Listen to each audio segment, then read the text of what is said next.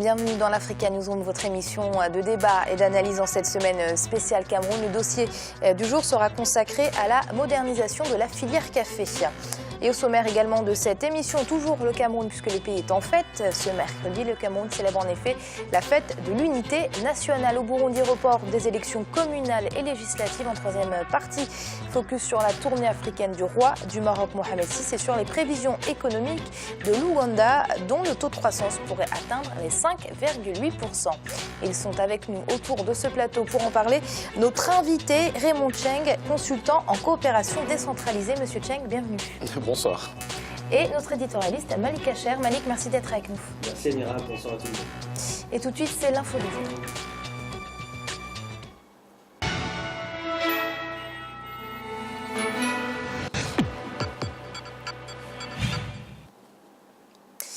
Au Cameroun, la 43e fête de l'unité nationale a vu l'armée tchadienne défiler aux côtés des militaires camerounais. L'occasion de rendre hommage aux soldats des deux pays tombés dans la lutte contre Boko Haram pour la sécurité de la sous-région. Un sujet d'Arwa Barkala. Ce mercredi, la 43e fête de l'unité au Cameroun s'est déroulée sous le signe de la coopération militaire sous-régionale. Quelques 200 soldats tchadiens ont été invités à défiler aux côtés des forces camerounaises, un signe incontestable de l'entente entre les deux pays en matière de sécurité. Je pense que la particularité de ce 20 mai 2015, c'est la célébration d'un diptyque, le diptyque Armée-Nation. Et aussi, nous voyons, n'est-ce pas, la traduction d'une coopération bilatérale, n'est-ce pas, bien structurée avec le Tchad, entre le Tchad et le Cameroun, dans des réponses réactives très immédiates. Et c'est ce qui manque peut-être dans l'architecture de paix et de sécurité en Afrique. Nous pensons que c'est peut-être comme ça que nous allons construire la sécurité collective de demain, pas des actions concrètes sur le terrain. Et je crois que c'est également le signe, n'est-ce pas, d'une merveilleuse coopération entre deux pays frères. Le 43e défilé pour l'unité était également l'occasion de parler de la coopération fructueuse entre les armées sous-régionales contre le groupe islamiste nigérian Boko Haram. La police camerounaise voulait montrer aux téléspectateurs et aux populations ici présentes que nous sommes en phase avec elles par rapport à la lutte contre l'insécurité. L'insécurité qui est transfrontalière et l'insécurité qu'a causé Boko Haram. Et notre défilé et notre parade démontraient à suffisance que nous sommes décidés à combattre jusqu'au dernier retranchement ces ennemis de la paix et jusqu'au sacrifice suprême même s'il faille aller à ce niveau-là. Depuis le début de l'offensive terrestre, l'armée tchadienne est celle qui a payé le plus lourd tribut en termes de contingent. Les sources rapportent 416 blessés et 71 soldats morts au front. Malik, cette invitation du président Paul Biya aux soldats tchadiens, qu'en avez-vous pensé ? Je trouve que c'est une bonne chose. Je pense qu'il est temps pour les pays africains d'afficher une unité face au terrorisme et face à Boko Haram. Je le répète souvent ici, mais je vais le répéter encore une fois. C'est un leitmotiv, décidément. Boko Haram est une cellule terroriste. Le terrorisme est un phénomène transnational. Pour lutter contre le terrorisme, on est obligé d'avoir une coopération entre les États. Donc cette présence du Tchad lors de cette fête de l'unité au Cameroun, c'est une très bonne chose. Maintenant, on peut espérer, j'espère, avoir des défilés militaires qui accueillent aussi des soldats nigérians, pourquoi pas, et d'autres pays, pour afficher justement encore cette unité régionale face à la mouvance Boko Haram. Oui, justement, c'est pas un peu étonnant cette absence du Nigeria quand on parle de Boko Haram ? Le Nigeria a des soucis, je dirais, de souveraineté. On connaît que sur cette question-là, le Nigeria est un peu frileux. Son intervention contre la cellule terroriste, la mouvance terroriste Boko Haram a été tardive. Oui, c'est dommage, c'est regrettable de ne pas retrouver des soldats nigérians. J'espère que ça va être le cas, pourquoi pas pour l'année prochaine. Il faut que ces États africains qui se sont fait la guerre, pas forcément dans cette région-là, affichent au moins une unité et un ennemi commun. Monsieur Cheng ? Je pense que d'ailleurs la venue du Tchad est une très très bonne chose. C'est surtout la manifestation publique d'une coopération déjà engagée sur le terrain, parce que en tant qu'Camerounais, il faut bien remercier déjà le Tchad, parce que l'engagement des forces armées tchadiennes a été déterminant pour faire plier Boko Haram et justement mettre cette secte aux abois en ce moment. Et d'autant plus que c'est pratiquement logique que ces pays, disons, se mettent ensemble, parce que c'est une secte qui agresse aussi bien, disons, elle ne connaît pas de frontières. Les agressions se font aussi bien au Nigeria qu'au Cameroun, on en a un peu partout au Niger, et la coopération, disons, sur le terrain, et qui est symbolisée aussi comme ça, disons, dans des moments festifs, pour rendre hommage à nos morts, n'est qu'une très très bonne chose, et très bien saluée. Alors Malik, est-ce qu'on peut aujourd'hui faire un petit bilan de cette coopération militaire sous-régionale ? Elle commence à porter ses fruits. Pour justement contenir cette menace-là, il faut une coopération, et cette coopération est en train de se mettre en place et les résultats sont probants. Malgré encore, bien sûr, on ne peut pas éradiquer le phénomène du terrorisme du jour au lendemain, c'est pas évident. Donc cette coopération porte ses fruits. Il y a eu ces dernières semaines de bons résultats, notamment depuis l'application du Tchad, il faut le noter. Le Cameroun a été leader dans cette application, mais la venue du Tchad dans ce combat-là a porté vraiment ses fruits, parce que ça permet finalement de contenir Boko Haram et de ne pas permettre à cette cellule terroriste de gagner le nord de l'Afrique et justement d'avoir cette connexion avec la Libye qui est, vous savez, dans le chaos actuellement. Donc essayer de limiter cette connexion entre les groupes terroristes en Libye et les groupes terroristes de Boko Haram, c'est une chose indispensable. Alors, Monsieur Cheng, on parle de la fête de l'unité nationale au Cameroun. Est-ce qu'aujourd'hui, en 2015, cette unité dans le pays est effective ? Il faut d'abord se rendre compte que c'est une date à célébrer. Donc aujourd'hui, en tant que 43e anniversaire, ça marque justement, disons, le début d'une ère nouvelle au Cameroun. Et ce matin, j'ai eu à ajuster, disons, moi-même en disant que notre meilleure arme contre Boko Haram et contre toutes les formes de terrorisme, c'est l'unité.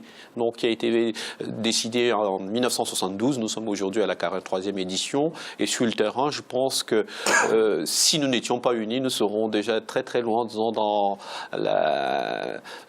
très loin, disons, en arrière, disons, dans la lutte contre la menace terroriste de Boko Haram. C'est un pays qui a toujours vécu dans une harmonie entre les religions catholiques, musulmanes, mais c'est aussi dans une unité linguistique.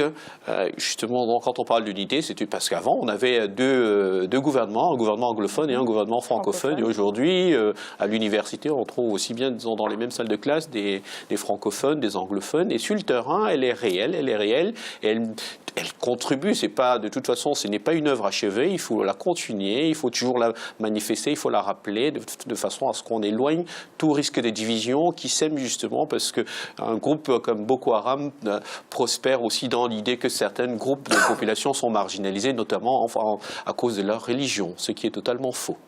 Alors oui, c'est vrai, Malik, quand on regarde le Cameroun, un pays avec une multitude d'ethnies, de religions, de langues, on peut quand même saluer les autorités camerounaises qui, malgré cette multitude de personnalités, a réussi à préserver la stabilité. On dit souvent que le Cameroun, et notre invité ne va pas me contredire, je pense que le Cameroun est une Afrique en miniature. Justement, de par sa diversité ethnique, le Cameroun a réussi justement à cimenter tout un peuple autour justement d'un avenir commun. Cette fête nationale permet justement de resserrer ces liens et je pense que les dates symboliques, elles sont symboliques, mais elles sont très importantes. Maintenant, je pense aussi, et je voulais aborder juste un objet par rapport à ce sujet-là, il y a des partis d'opposition qui veulent manifester pendant cette journée-là et justement avoir des revendications plus politiques. Je pense que lors de ces journées qui sont plus symboliques, on doit avoir un esprit de fraternité et d'unité. Et je pense qu'il est très important pour ces partis politiques d'oublier un peu la cause publique ce jour-là et de manifester avec les Camerounais qui célèbrent cette unité. Et au Burundi, les élections législatives et communales sont finalement reportées au 2 juin, initialement prévues le 26 mai. La situation socio-politique et sécuritaire ne permettent pas la bonne tenue du scrutin, puisque nous vous le rappelons, les manifestations contre la 3e candidature du président sortant, Pierre Nkurunziza, se poursuivent. Toujours, on fait le point avec Emmanuel Milimono. Après plus de 20 jours de manifestations à Bujumbura, la capitale du Burundi, la tension sociale actuelle ne favorise pas la tenue d'une élection libre, crédible et transparente. Les manifestations contre la 3e candidature du président font rage dans le pays. La décision de reporter les élections a finalement été prise par le gouvernement après une demande pressante de l'opposition et de la société civile. Le coup d'État manqué de la semaine dernière est venu se greffer à un climat social déjà fragilisé par des mouvements de contestation. Le président a reporté à la date du 2 juin les élections législatives et communales qui étaient prévues le 26 mai. Le chef de l'État a suivi une recommandation de la commission électorale et répondu aux attentes de l'opposition politique burundaise et de la communauté internationale. Ces dernières semaines, les communautés internationales et régionales, l'Union africaine ou les pays d'Afrique des Grands Lacs ont appelé à un report des élections, jugeant le climat non propice à la tenue du scrutin. Face à la situation actuelle du pays, le président Pierre Nkurunziza s'était prononcé en faveur d'un éventuel report du scrutin. Pour certains analystes, un report d'une semaine ne suffirait pas à résoudre la crise actuelle que traverse le pays. Est une bonne chose, mais n'arrange pas la situation actuelle parce que une semaine c'est peu par rapport à la situation parce que il y aura toujours les manifestations et il y a toujours les opposants qui ne sont pas, certains qui ne sont pas au pays, il y a les radios qui sont fermées, il n'y a pas moyen de faire la campagne, donc on va se retrouver au même statu quo. Le mieux serait la solution qui est recommandée par l'initiative des Grands Lacs, notamment pour le report inédit des élections, jusqu'à ce qu'il y ait le retour au calme. Des mouvements de contestation populaire interdits par le pouvoir ont été émaillés de violences entre manifestants et policiers à Bujumbura. Plus de 100 000 Burundais, selon l'ONU, ont déjà fui ces dernières semaines pour se réfugier dans les pays voisins. Le gouvernement burundais a prévu un plan d'aide pour financer ces élections, comme le président Pierre Nkurunziza l'a annoncé le 15 mai dans un message à la nation. Malik, pour ou contre ce report d'une semaine? J'allais dire bien évidemment contre. Parce que je trouve que c'est un acte anticonstitutionnel et dans la période où l'on est de troubles, je pense qu'il ne faut pas justement, il faut apaiser les esprits, il faut tenter d'avoir un peu d'ouverture. Mais le pouvoir est tellement aux abois, je dirais que justement, la carte à jouer, c'est la carte de la répression. C'est la seule carte à jouer pour le pouvoir, pour se maintenir. Pierre Nkurunziza est quand même un chef d'État africain assez jeune. Je pense qu'il a une vision quand même qui n'est pas très...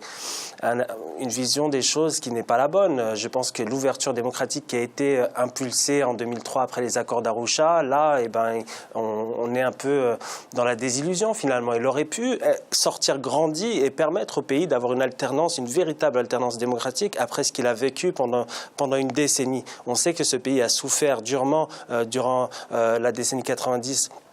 Fin 90, donc je pense qu'il y a un manque de volonté politique et un manque justement de maturité politique. Alors, vous êtes manifestement contre ce report d'une semaine, mais est-ce que vous pensez qu'aujourd'hui le Burundi est prêt à accueillir un scrutin libre et apaisé? Ça a l'air quand même compliqué. D'une semaine, mais est-ce qu'après une semaine, tout va se passer de manière positivement? C'est-à-dire, est-ce que la situation va s'arranger une semaine après? Si on veut vraiment que la situation s'arrange, ce n'est pas un report d'une semaine qui va faire qu'aujourd'hui, le Burundi, comment vous expliquer? Reporter une semaine une élection, ça ne veut pas dire forcément que c'est une chose, ce n'est pas, je veux dire, valable. La situation, elle est compliquée, elle est complexe. Ça risque de prolonger la crise, en fait, de reporter ad vitam aeternam. De l'alimenter, justement. Je pense que le pouvoir burundais, comme je vous l'ai dit précédemment, est un peu aux abois et joue la carte un peu de l'autoritarisme. Reporter une élection d'une semaine, ça va changer quoi? L'action, la volonté du régime burundais, c'est de dire oui, nous sommes pour une véritable alternance démocratique au sein du pays. Nous donnons les gages que l'élection sera transparente et nous donnons les gages que le président qui est actuellement au pouvoir ne se représentera pas. Ces paramètres-là, pour l'instant, ne sont pas visibles. Pierre Nkurunziza s'entête au pouvoir et je pense que la situation, d'ici les jours à venir, ne va pas s'améliorer. C'est à qui d'intervenir alors? Je pense qu'il y a justement cette intervention qui doit être mise en place par les États de l'Afrique de l'Est. Aussi, l'UA, l'Union africaine, doit s'impliquer parce qu'il y a eu un médiateur qui est venu à Bujumbura la semaine dernière pour discuter avec le président Pierre Nkurunziza. Mais discuter, on discute sur quoi? On discute sur un pouvoir qui se régénère et qui va encore se représenter une nouvelle fois face au peuple, où on pose les vrais problèmes. Et on pose les problèmes de contraintes, d'alternance démocratique. C'est des choses qu'il faut poser. Il faut que l'UA sorte un peu de son mutisme, commence à sortir, la communauté internationale aussi, mais il faut prendre des sanctions. Je suis désolé, moi je suis partisan des sanctions. Quel genre de sanctions? Quand vous avez eu le coup d'État qui a été mis en place en Gambie, la Gambie a été écartée de l'Union africaine. Je pense qu'il y a des questions. Il faut pas avoir peur des choses. Il faut pas avoir peur des mots. Il faut parler de sanctions qui soient pénalisantes pour le pouvoir burundais. Bien sûr, la question c'est de savoir est-ce que ça ne va pas pénaliser le peuple du Burundi si vous avez un État qui est expulsé et qui ne peut pas justement avoir une représentation diplomatique, enfin s'exprimer à l'international. C'est pas évident, mais je pense que c'est des sanctions qui doivent être prises. Et c'est l'heure de marquer une courte pause. On se retrouve très vite pour la suite de l'Africa Newsroom. À tout de suite.